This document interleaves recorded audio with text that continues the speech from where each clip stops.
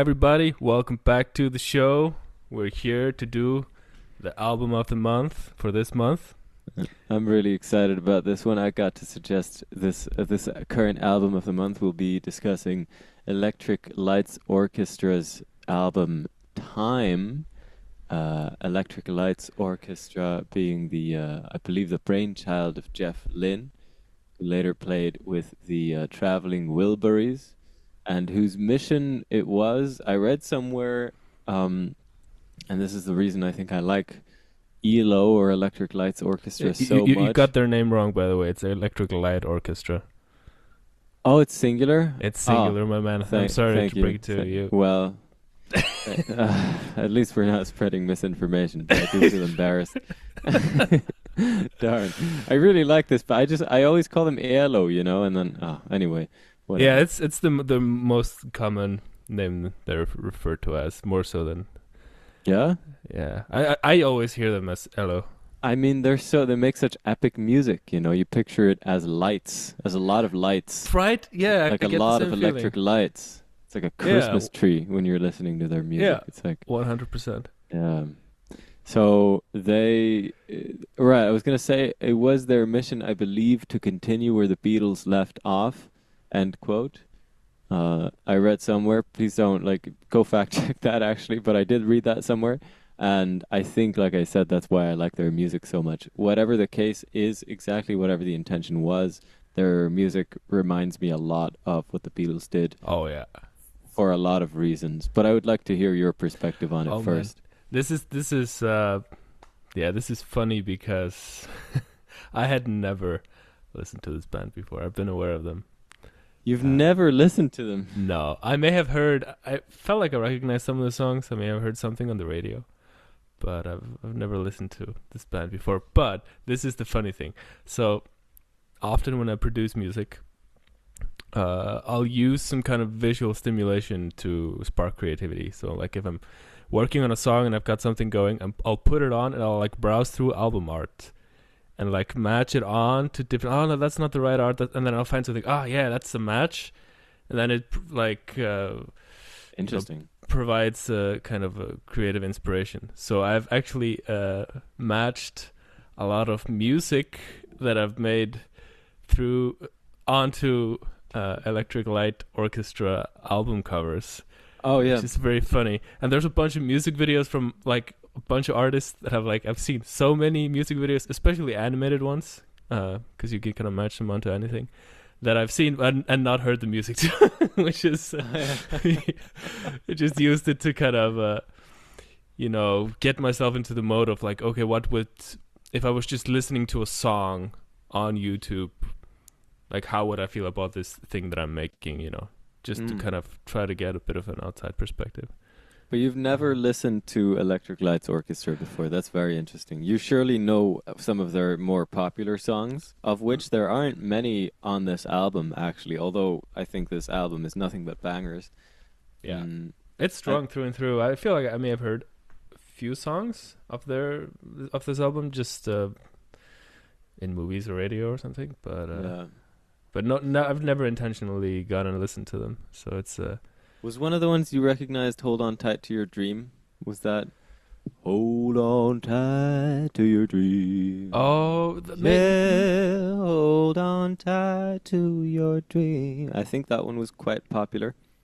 I don't remember exactly. I just had a few moments in between. I was like, okay, yeah, this sounds a little familiar, but I don't know if it was that one. But that one, this is funny because I was picking up on so many, I don't know if they're influences or if they're just happening at the same time, but I heard super strong Beatles, obvious influence in there. It's at times, it could have been John Lennon. At times?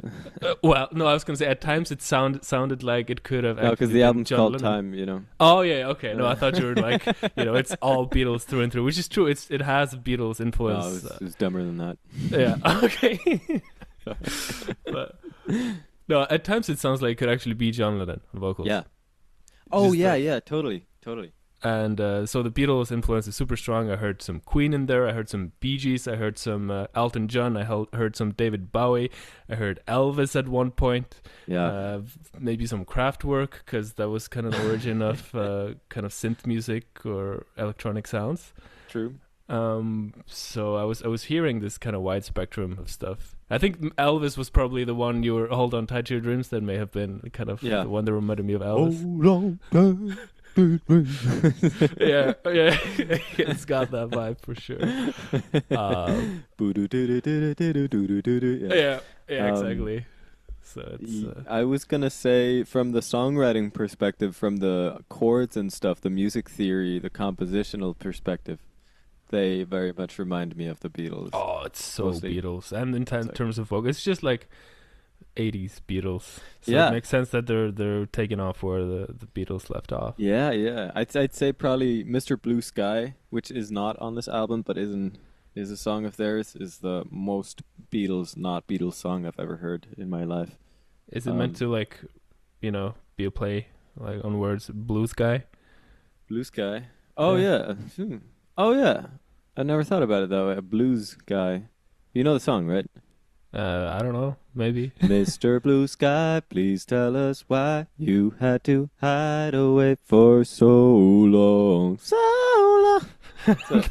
It's great. You should check it out. I mean, I'd probably have to listen to it to see if I recognize it. But now, I get what you must have felt like when we were talking about gong and stuff. I was just like, what the hell is all this? What is it? I've never heard any of this. The thing is, I've always had a, what's the Terence McKenna quote? The highest mountains, the oldest book, the weirdest people. That is where you find the stone.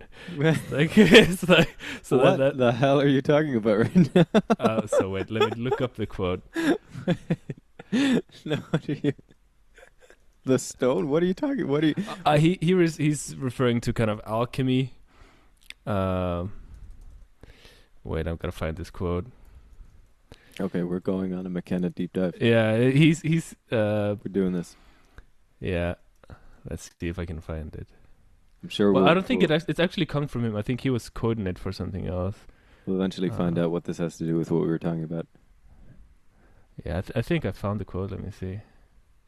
The highest mountains, the oldest books, the strangest people. Okay, so I got it right. So it's like referring to like where, looking off the beaten path where you find the most interesting stuff.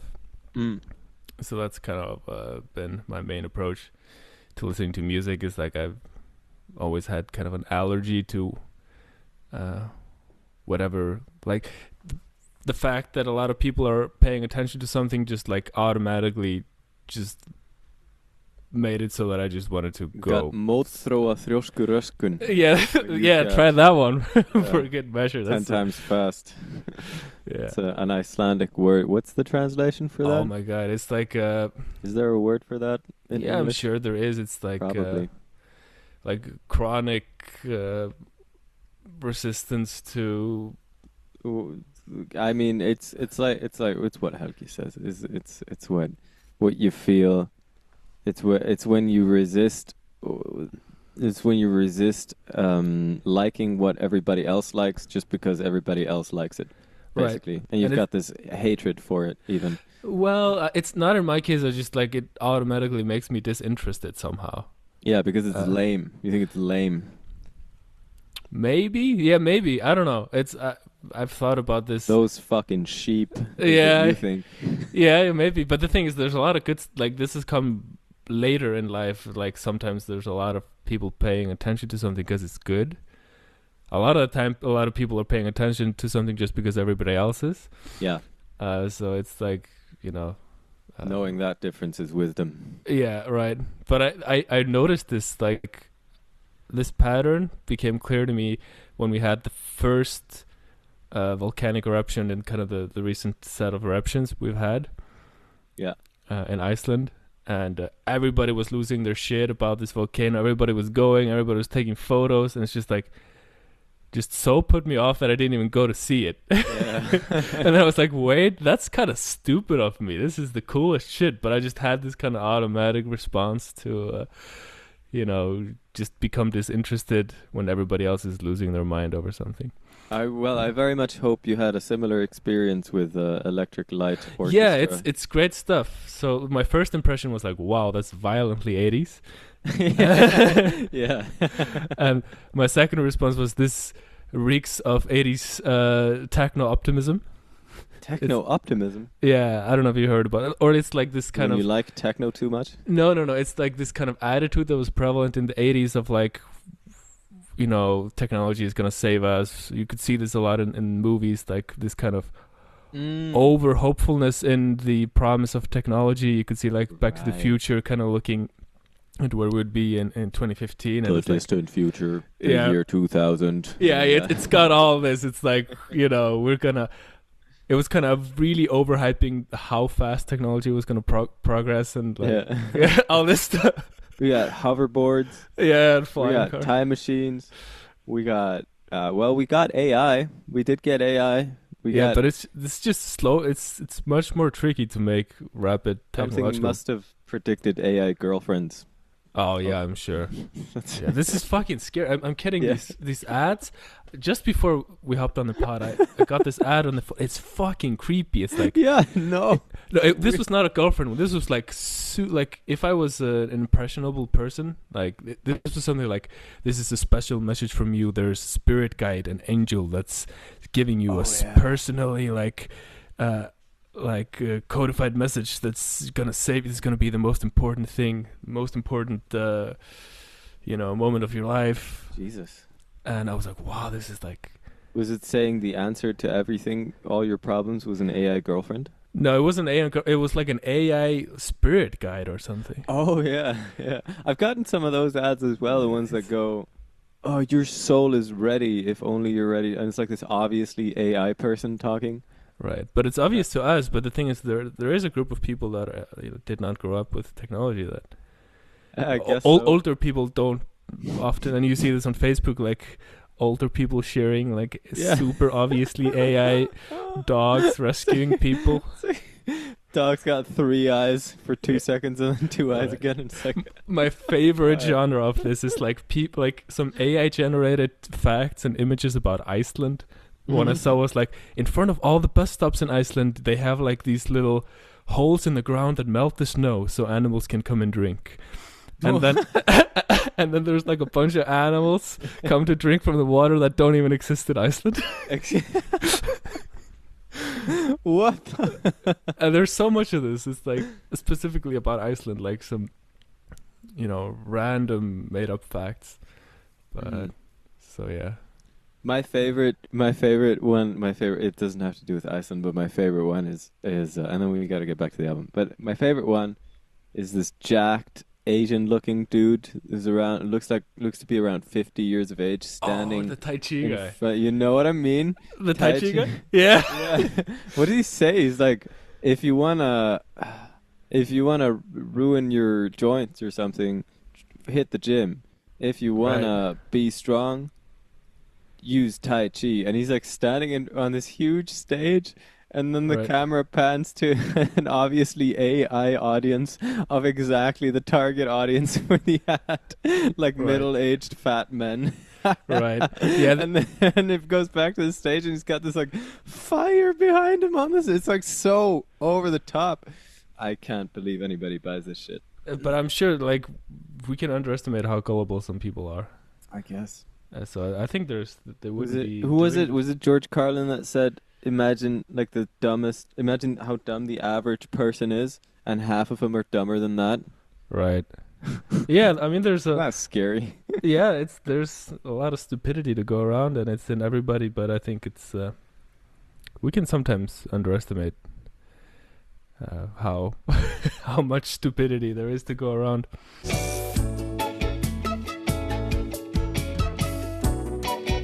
Well, we're back, and maybe we should talk about Electric Light Orchestra. I almost said it with the S that time. You're getting it. I'm getting it. Old habits die hard. Yes.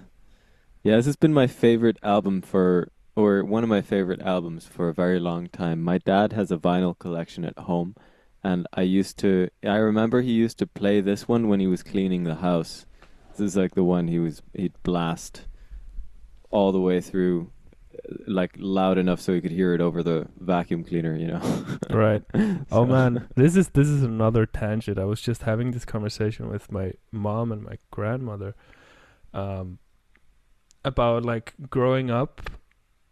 Getting to know music for me was like shifting through my parents' CD collection and Yeah. finding stuff. And I remember finding like the first time I really fell in love with music was Guns N' Roses, because they had skulls on their cover art. I was like, yeah, like as a 6-year-old kid, this was like the coolest shit. That I'd would ever have seen. scared the shit out of me when I was 6. I was like, yeah. So repelled. I just never forget throwing on Appetite for Destruction and Welcome to the Jungle. Like, holy shit! I would have been like, this is evil. I don't. Right. So yeah, I remember discovering Prodigy and Guns N' Roses and a bunch of other stuff. But we were having this discussion of like this, since CDs and vinyls, like people are just streaming these days, that people aren't getting exposed to music from the outside as much. They just live in their kind of own little corner, just listening to the stuff that they like. Yeah. On Spotify. Yeah, I mean, I guess you could kind of make the same argument if you have a CD and that's all you listen to, then you're not getting much outside exposure either. Sure. Yeah, but it's like still when people were listening to the radio more, you would get exposed to different kinds of music that you may not seek out for yourself or... True. You mean like stuff like the Spotify algorithm picking songs that you're likely to like? I feel like people are kind of more so kind of just... Maybe it's always been this way. I don't know, but I feel like it's my personal feeling about this is that people are more so living in their own little corners, just listening to what they're comfortable with instead of getting exposed to lots of different stuff. Mm-hmm. But for me, for example, this like growing up, like checking out my parents' collection, this was like a formative thing because I could find so much different stuff, from Cuban music to Red Hot Chili Peppers to Nirvana to like all this stuff, so we don't know how that's gonna change. Yeah, totally. I mean, I relate. I can piggyback on that. Yeah. I can. I mean, sifting through my dad's vinyl collection, listening to all the Beatles on vinyl. That was great. Right. Like one album at a time, and yeah. Double Fantasy by John Lennon was another album I listened to on vinyl a lot. And then this one. Now that I think about it, I didn't get a whole lot of variety in the vinyl collection, honestly. Right. I think it was there to be sought out, but I was like, I want to listen to the Beatles and stuff that sounds like the Beatles. So give me stuff that sounds like the Beatles. Yeah. Right. I get Depeche Mode and stuff in there as well, but Okay. I didn't go for that.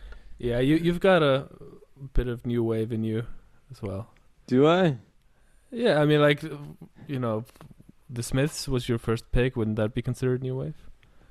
Oh, I guess. What is the exact definition of new wave, actually? I don't know. It's just a certain sound that I connect with. The Cure. What's the other one? The cover art, the black one with the white squiggly lines. What, Steely Dan? No. Oh, man. Joy Division. Oh, right. Okay, sorry. Okay. Anyway. Yeah. Never mind. Yeah. Ignore. Right. So, yeah. Anyway. This album, Time, it's, I really enjoyed it through and through. It's strong through and through. Every song is strong. And what was welcome for me is that, I'm used to listening to a lot of electronic music. So this was very much kind of home turf. Yeah. I love the lush 80s synth sounds. And it's actually similar to some of the soundscapes I work with at times.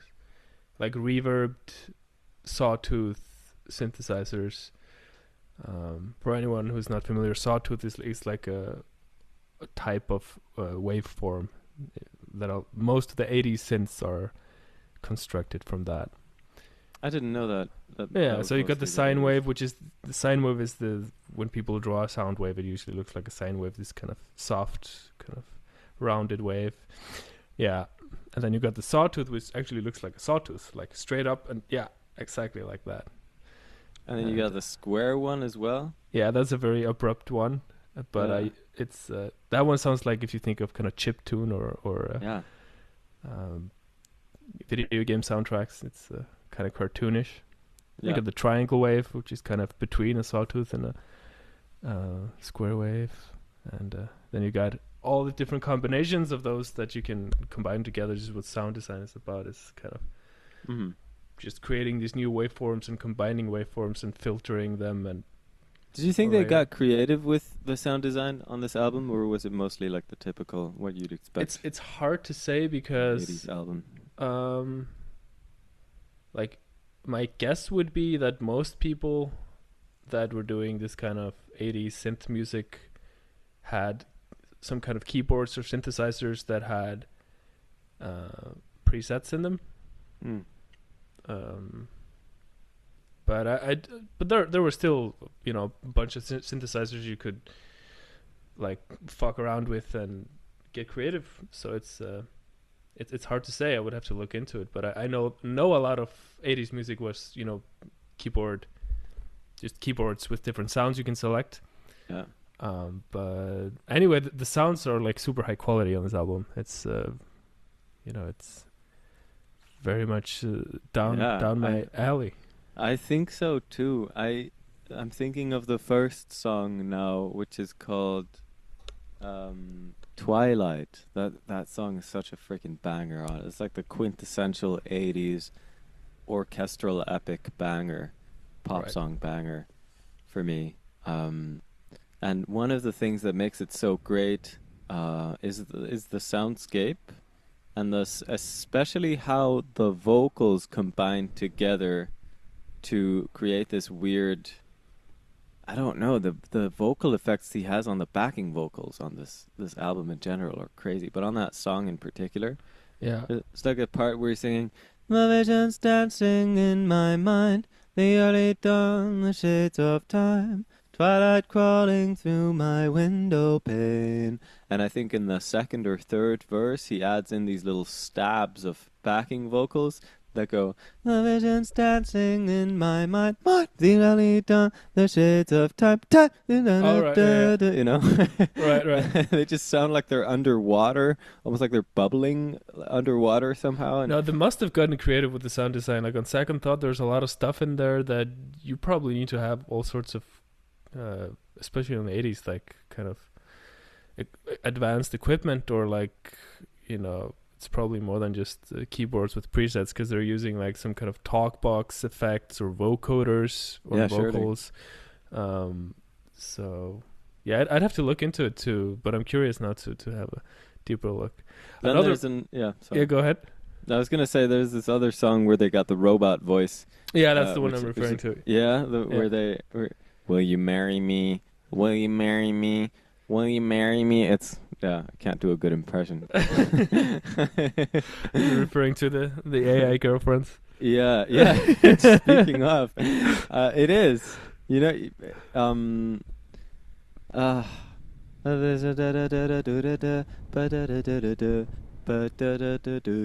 she's only programmed to be very nice, but she's as cold as ice whenever I get too near. Will you marry me? Will you marry me? Okay. It's really weird. You can't really tell that that's what she's saying, but if you read the lyrics, that's, will you marry? Okay, it sounds like he's talking about some kind of love affair with the machine. Oh, yeah. Which was probably kind of new on the scene, this kind of idea, you know, with all the kind of new ideas around technology that were emerging in the 80s. This kind of idea of falling in love with the machine, and that's kind of what electronic music is, almost, is kind of falling in love with machinery, and because I think a lot of the struggle that kind of musically that was happening around this time is like a lot of people who are attached to music only being quote unquote organic, which is not. You're still using amplifiers and technology, but it's like, you know, this idea of I don't know who said it, but a drum machine has no soul. Yeah. So this kind of idea that electronic music is inherently soulless or kind of doesn't compare in expression to organic music. You can see where people are coming from with that. If you turn on a drum machine, then it's exactly on the beat and never even a tiny bit off, and the dynamic is exactly the same as well. And it does sound, robotic is the word we use for that. Right. But you can make it sound organic still with. Yeah, this is the challenge of like how do you make it creative and interesting, not just And robotic isn't necessarily bad, is another thing. I enjoy sometimes you want robotic. Sometimes that's good. Exactly. Yeah, it's falling in love with the roboticness is also it's a valid endeavor.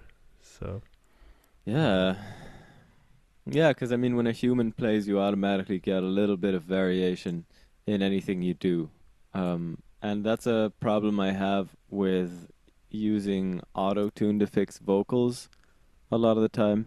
I feel like people overdo it and they don't leave enough of the imperfections in there because the voice is such a I want my vocals at least a little bit imperfect because it leaves room for emotional expression. It leaves room for it to sound like a human a little bit. But I mean that's just a matter of taste as well. Yeah, I think it's also a matter of context. Like if you listen to Daft Punk, for example, like they're using vocoders and it's always kind of on tune. But I love their music. I think it has a lot of human soul in it. Yeah, and that's even a part of their theme at times. I don't know if you listen to when Random Access Memories came out. I remember the hype around it, but I didn't listen to it. No. Okay, one of the songs on there was Bring Life Back to Music, something like this. Bring the music back to life. Yeah. Is that one? Well, I think. Well. Anyway. Bring that back to music. Bring. Yes. Yeah. That's the one. Yeah, I think it's Give a Life Back to Music is the one. So, which is kind of I interpret it as like a lot of electronic music was kind of becoming too robotic and they needed a little bit of human, and they have a lot of human components in their music, even if it's kind of robot themed. Yeah.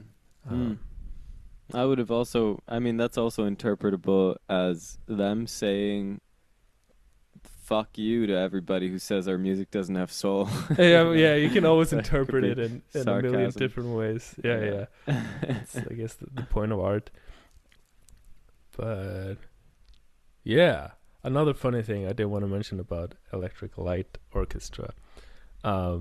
So our friend Ole's brother used to be in a band called Electric Space Orchestra. I don't know if you were aware of them at the time. I didn't know that, no. So we both individually played in their rehearsal space. Skola. Oh, you mean the two of us? Yeah, but not together, just before we knew each other. We had both played in there. Right? Oh, you're saying that for the audience. Okay, I get it. Yeah. I was like, yeah, I know. Right, yeah. But it is a funny story, yeah. Yeah. And I was aware of them, and then like later on I heard, that's actually a play on Electric Light Orchestra. I was like, okay. So So I was more familiar with ESO before ELO. ESO, see, that's the Icelandic pronunciation. We call it ELO. Yeah. ELO, yeah. So, yeah, just brought back some memories from hanging out in that rehearsal space, early stoner days. Oh yes, I was going to mention the smell of weed in there. That was before I tried any of that stuff. Yeah. That was exactly when I was dabbling as a teenager. And, I didn't dabble as a teenager, I think it's probably good.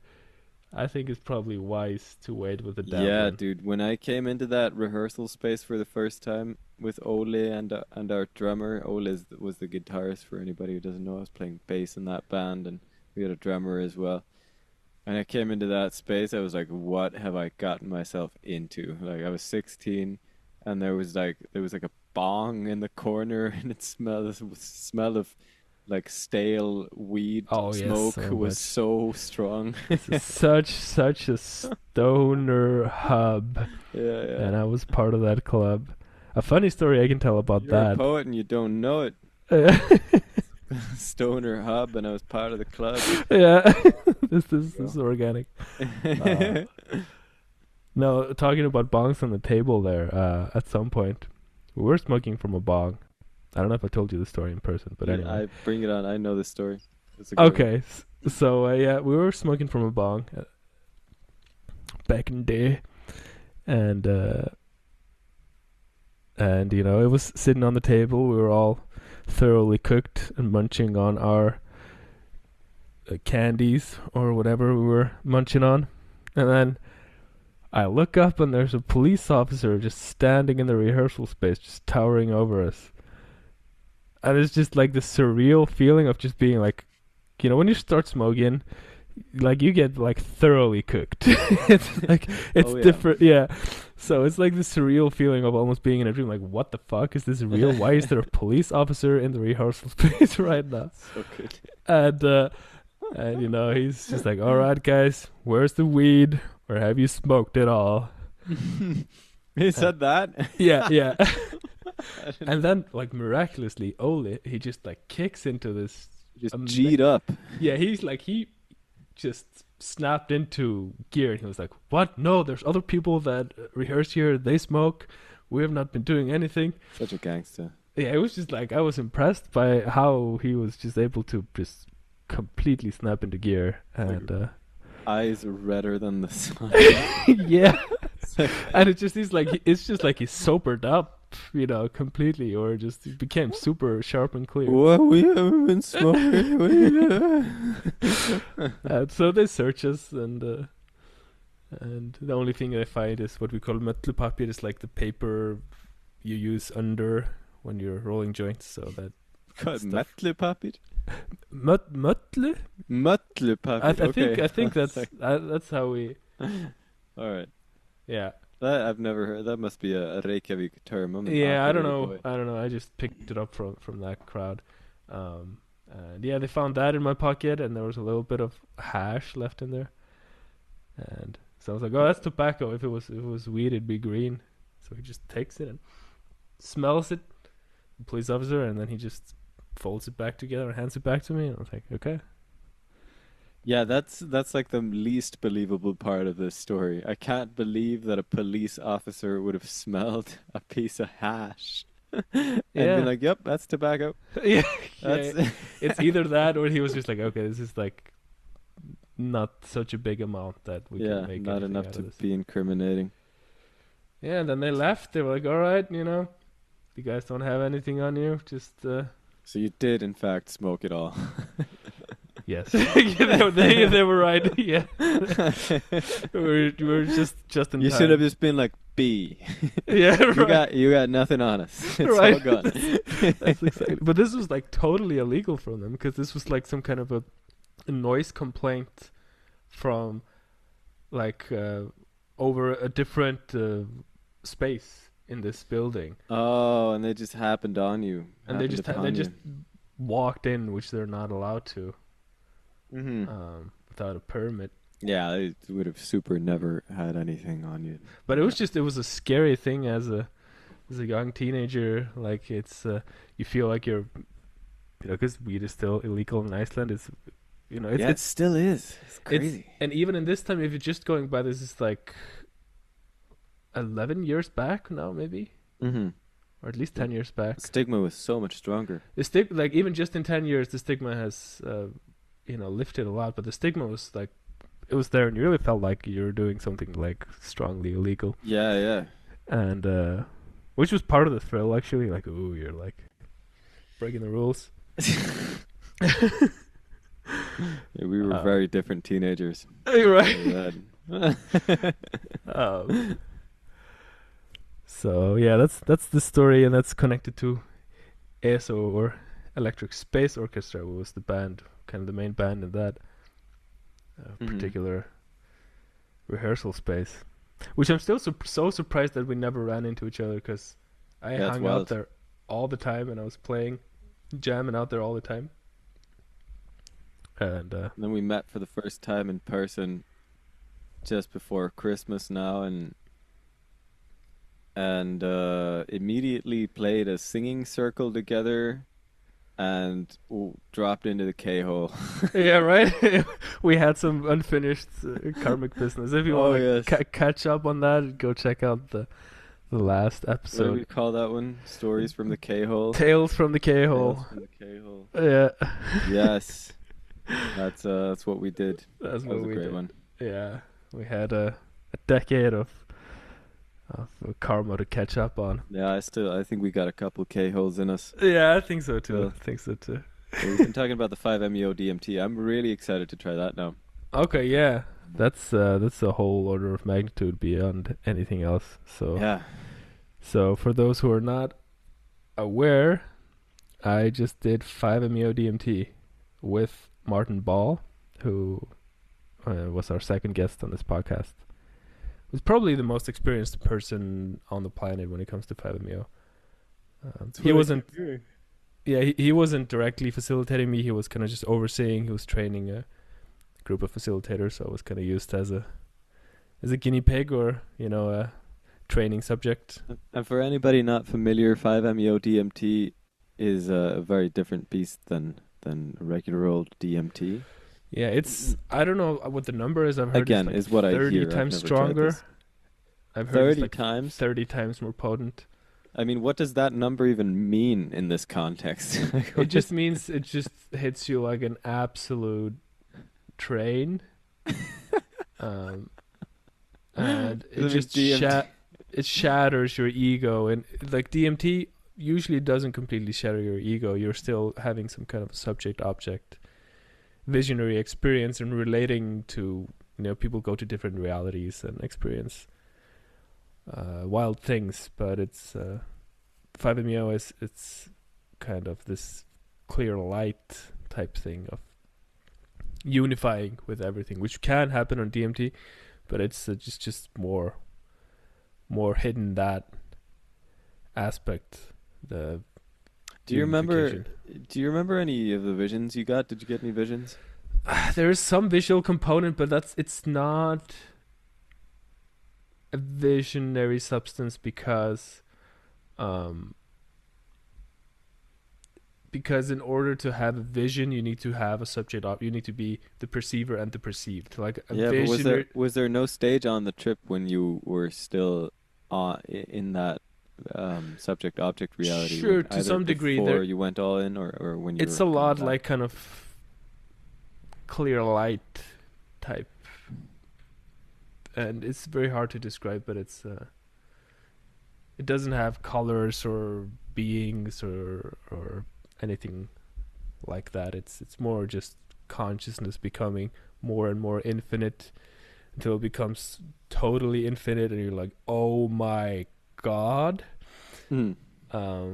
So yeah, I did that yesterday, so I'm kind of integrating and coming back right now. I can feel your energy is way different right now. Right? Yeah, I felt such a big like what they said, the people that were facilitating, it's like you got 8 years younger in your face. No way. Yeah, that's what they said. And a lot of people there confirmed, like, yeah, you look way different. Yeah. So, I may have gotten a lot of stuff out. It's the most kind of releasing thing.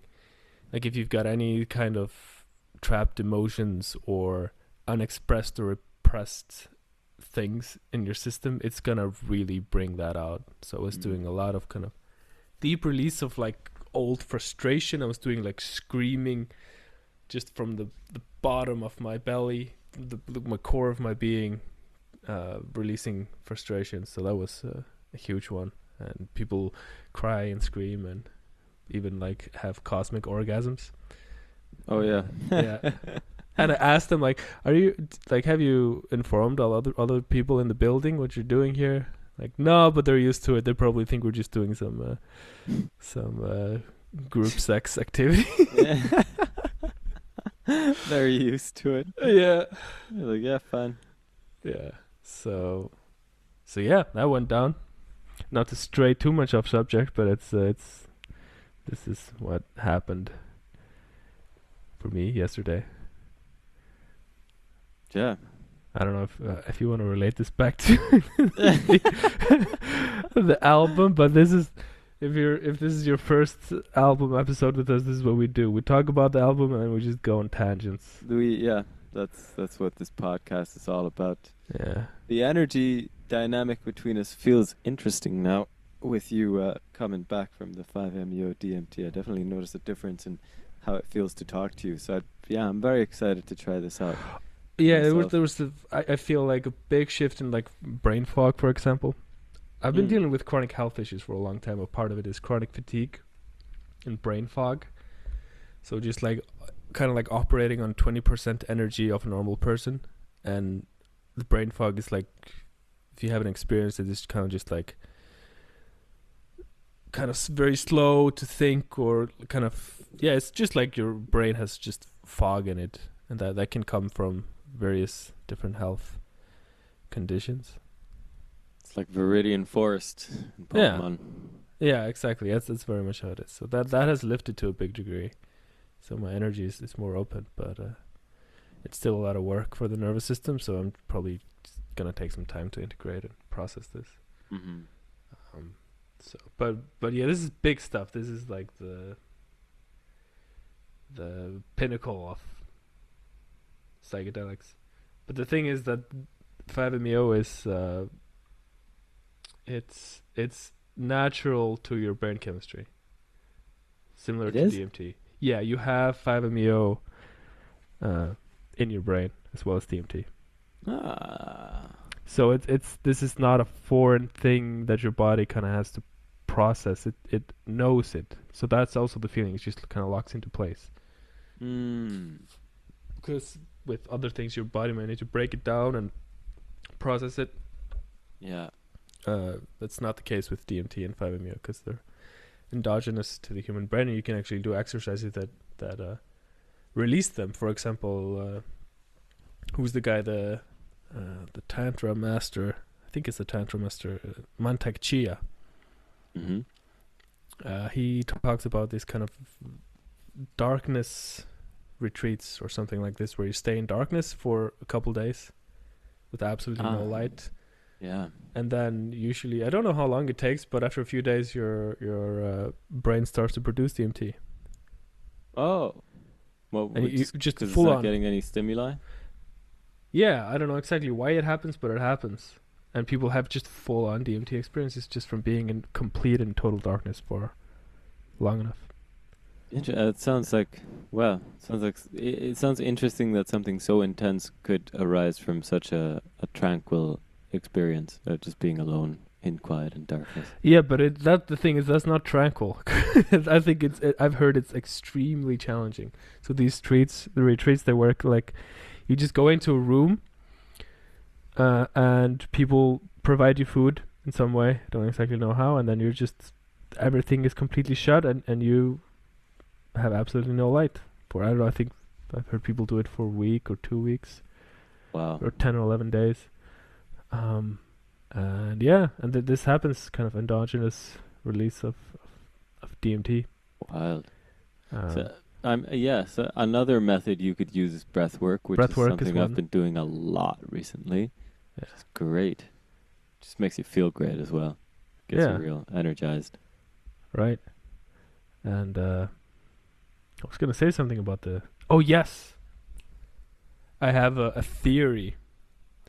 So a game theory. No. Yeah.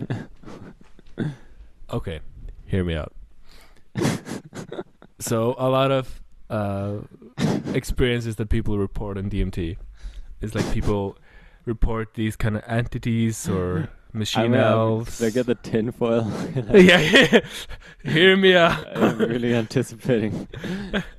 No, I think this is relatively like reasonable, but okay. Anyway, experiences that people report on DMT is kind of meeting these kind of aliens, or elves or machine elves or these kind of creatures that kind of take you away into this other realm. And after they're kind of playful or kind of a little sneaky and sometimes trickstery. Mischievous. That's how many people describe them. I've never had this, but I've heard a lot of reports about this. Me neither, for the record. And I've heard that this comparison made so that, in the modern world we have a certain kind of cultural language. So when people have this experience, they may tend to frame it in kind of a alien abduction framework. Mm-hmm. But if this happened 200 years ago, people didn't have that framing, so they may have used more something like elves. Mm-hmm. But I've heard people speak about this may be kind of similar or the same experience happening, just being kind of processed or interpreted through different cultural lens. Yeah. So my theory is, in Iceland, we have all these crazy elf stories, and they often sound uncannily like a lot of the DMT reports, these kind of elves that have these magnificent treasures, and they kind of entice you away. And my theory is that it has a lot to do with the winter in Iceland and prolonged darkness, and people didn't have lighting back in the day apart from like some oil lamps or candles maybe. And yeah, it would have spent a lot of time in darkness. That's true. Yeah, and that's what I'm thinking is like maybe the fact that they spent all this prolonged time in darkness had a similar effect as what happens to these people in the darkness retreats. Is that their brains started to produce DMT and they started to have these kinds of visions of elves, and because it sounds so, the content of that experience sounds so parallel to what a lot of people describe on DMT and the kind of creatures they meet in that state. But isn't like elves in Icelandic folklore, mostly I've heard of them as being mischievous and stealing babies and replacing them with their mischievous elven babies. I've heard that too. I mean, I've heard a lot of different ones. I've also heard like they present you with treasure and they kind of try to lure you into their world or something. And once you fall, you've fallen into it or something. And that sounds very much like somebody was tripping on something. Okay, yeah, that does. Yeah, that does. Yeah. And also the fact that we had the mushrooms growing everywhere. And this is something I really want to... I have some friends that are kind of looking into this more that want to make a documentary about this. Is like all the kind of old magical traditions in Iceland that got suppressed with Christianity. Because a lot of us was kind of wiped out. We had our own kind of version of witch hunts. Because when Christianity arrived, they wanted to kind of claim dominance over the how people relate to spirituality or mysticism.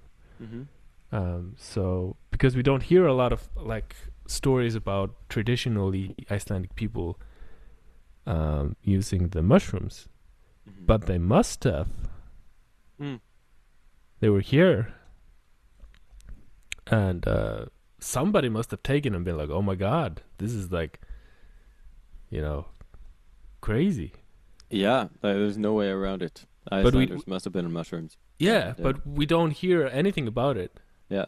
So it could be that just a lot of stuff got, stamped out. I don't know, like the number. I don't think we had like Salem witch trials numbers of executing witches, but I know they were around. Thingvellir, if I remember correctly, there's like this particular place where they drowned witches. So there was this kind of Christian attitude of... They brought that Christian attitude. Yeah, right. Of stamping out the Satanist worshippers as they saw them. Christianity always with that tude. Yeah. That attitude coming in. Mass murdering people for heresy. Yeah. God damn it. And it's usually like people that have more of kind of an indigenous wisdom, or like or indigenous nonsense. Yeah, I mean, there's it's always a mixed bag. You know, there's nonsense and wisdom in all the traditions, including Christianity. But this is the pattern: Christianity coming in and like, you know, trying to stamp out older forms of wisdom traditions and kind of claiming dominance. Ego expressing itself. Yeah. Oh yes. But anyway, that was my tangent about the old Icelanders back in the day. Probably having some sort of experiences, however they were induced. There was something going on. Must have been pretty trippy living in Iceland in 1800 or yeah, I mean trippy in the sense that everybody was just kind of dying all the time. Right. Yeah, I mean that's part of it also. It's because in modern life there's a great episode. I don't know if you ever watched The Midnight Gospel. No. Which is a show on Netflix created by Duncan Trussell, kind of created from his podcast. So they have podcast clips that are animated. And one of the episodes they're talking about death. It's been a while since I saw this, but essentially what they're talking about in this episode is that... Right, I've seen clips of this, yeah. Right? Yeah. They're talking about how like it became an industry at some point to hide death. So we don't confront death nearly as much in modern existence. And it became an industry even to kind of make the corpse, to put makeup on the corpse, to present it in a way that is more digestible for people. Yeah. And I think this may be like a part of why we kind of... why we're such fucking pussies today. Yeah, because I think death is part of life and we don't witness it in the same way we used to, so we don't kind of get to face it or process it. So I think maybe fear of death may be stronger in modern life because it's just something, this thing that's kept out of sight, out of mind. And it's and you know, whenever you do that, it just kind of grows in power. Yeah. True, when you suppress it. Yeah. You are inadvertently putting attention on it by suppressing it more, and that gives it energy. Yeah, totally. Like, it's like wild how much that's changed. You know, back in the day, it was just the most normal thing. Like, my kid died, well, better move on. And not to say that it was probably extremely difficult. Deeply traumatic, of course, yes. Yeah, but I still think people must have been somehow more accustomed to death being a part of life. Yeah, and they wouldn't have had that expectation that everybody was going to survive. At least not back in the day in Iceland, where you had to have just 20 kids and pray to God that 3 of them survived childhood, you know? Right. So, yeah, also related to the discussion of the generational trauma that we're healing in Iceland. Oh, yeah. After all that shit, you know? It was just the most it's present. We're kind of hardened. Thing. You needed to be hard to make it. And I think like unbelievably so. We can't imagine today how hard that must have been. Like, you literally have 20 kids and 17 of them fucking die. Right. And you just got to move on. Right. And having because kids... if you don't, you're going to die too. Right. And having kids at that time is like, it's not even just a matter of like, oh, I want to have kids because, you know, I want to experience that part of life. It's like, this is a matter of my survival also. It's all survival. As a woman, if you get pregnant, you might die as well. You know? Oh, yeah. And childbirth is a very real chance. Yeah. Are you cleaning your table? Maybe. Okay. You're occupied with something. I was feeling restless because I got this glass table in front of me and it's got all these fingerprints on it now.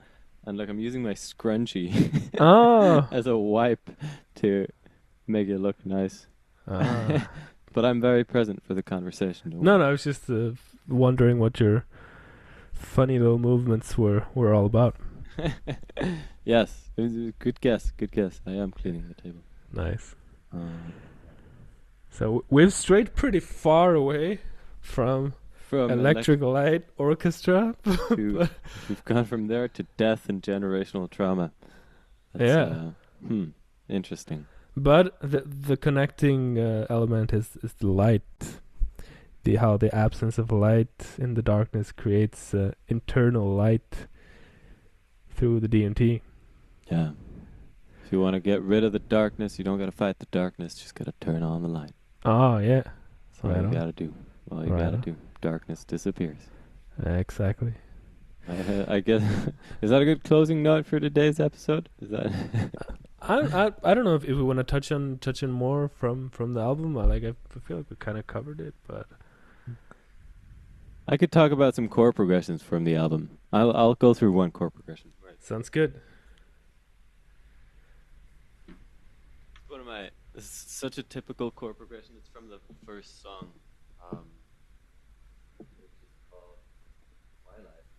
Twilight. That word has gotten it's gotten ruined. Yeah. Yep. Tell me about it. It has. It used to be epic when this song dropped. Yeah. Couldn't do that today. So it's got this cool chord progression. Bring it.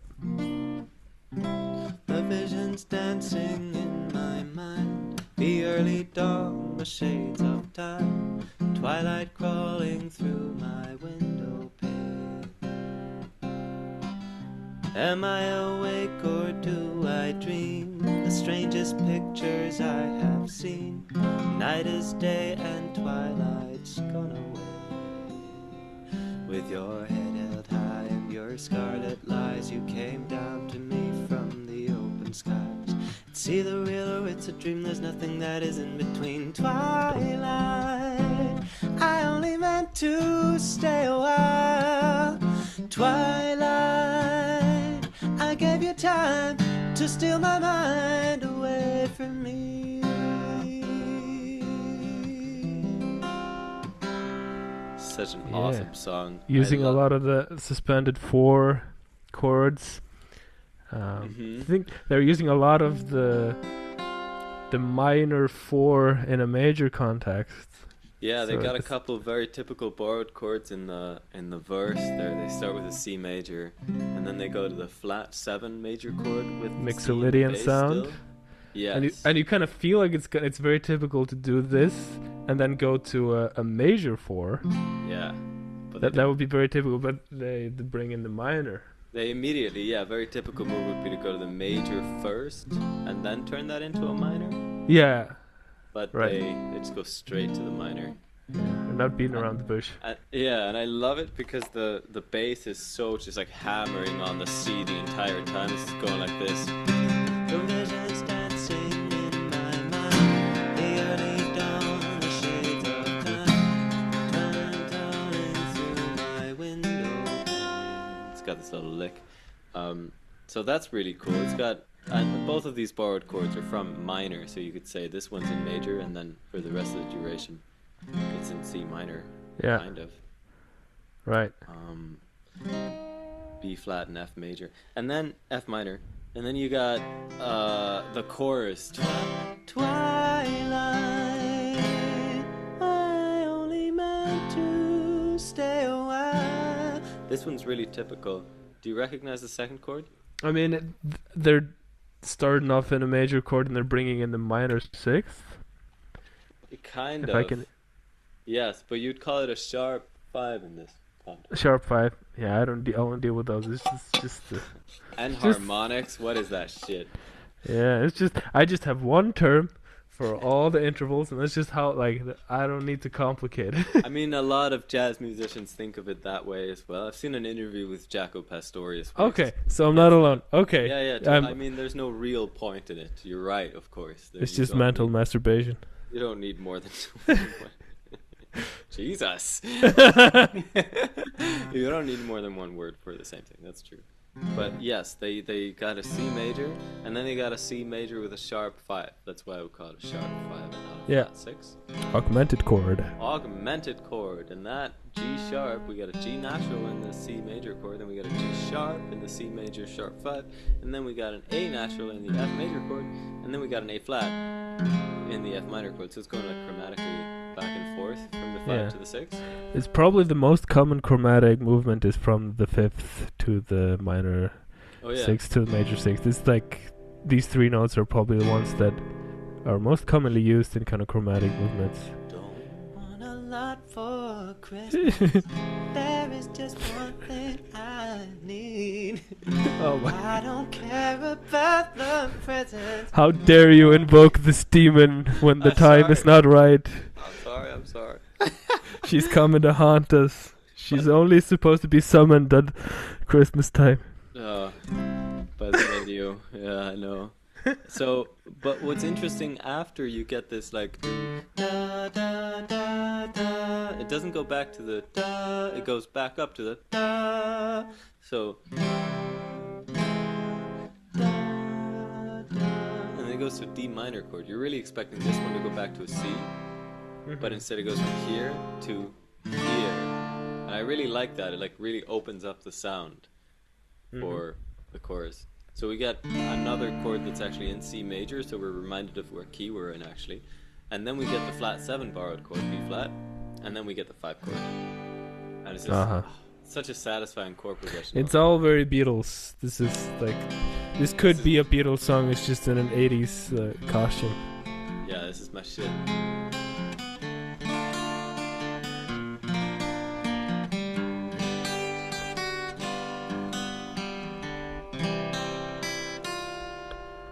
Yeah. Such an amazing song. Wait, there's another song that has this like do-do-do-do-do. Has to be. Well, I don't know. Yeah, it reminds me of something, maybe. Yeah, but ending do-do-do-do-do, that's something, I'm sure it is. Yeah, it's something, but... Something in the way she moves. Yeah, did I want to talk about another song on the album? Oh, I don't know. I could talk about it for days, I suppose. There's a lot. I think we've got our healthy dose of musical jargon in here. I'll take the hint. I always wonder how people that don't study music relate to these. Well, these they're not sections. welcome here. Right. Just sounds like a bunch of mumbo jumbo. That's kind of mumbo jumbo. Best kind of mumbo jumbo. All right. So yeah, I think that's good for now. I think it's good. This was a low-key episode. Yeah, I'm here for it. Thanks for being there for it, guys. And see you again next week. Yo, before you leave, we're gonna hit you with this week's outro song, which is my song Vapor. This one came to mind because we're speaking about ELO and the kind of soundscapes, the 80s synths reminded me of this song. And funnily enough, so the artist I collaborated with on the song, Odd Weird, a fellow Bulb Mind Records artist, I just happened to be... Say odd weird fellow, like odd fellow. Yeah, right. I just happened to be wearing Odd Weird merch. There we go. This is definitely not a plug. Yeah, you can find it on the Bulb Mind Records merch site. We'll leave a link in the description. But yeah, this song, we made it back in, must have been 2016. And he came at me with this kind of drum groove and some kind of 80s sounding synths. And I added some melodies and stuff on top of it. And then I made this like totally like this synthwave part that hits you like a train. It did. Yeah, it's one of my more kind of epic sounding tracks. Yeah. It's only got this just one simple chord progression that flows through, but there's a lot of movement in other areas. Yes. Yeah, I really appreciated the different sounds, the swoop, the sweeping through the frequencies there. At some point, it stopped. Like you stopped having the whole spectrum, and some frequencies were removed after, I think, the big drop, and we got some more trebly high mid frequencies mostly, which was really, it was taken on a journey by the frequency spectrum of this song. Yeah, it's I really appreciate the song. It has a special place in my heart for sure. Yeah, it has a depth to it. For sure. Story. Yeah, it does, and it's and I'm now collaborating with Odd Weird again for this next album I'm working on. So it's all come in full circle. I'm not collaborating with Odd Weird again ever. Period. Right. Get it, dude? Stop texting me. this weird Odd Weird dude keeps coming at me. Ah, jeez. If you haven't done 5MEO, right? Don't even at me. But yeah. Anyway. Yeah, great song. Enjoy. Enjoy.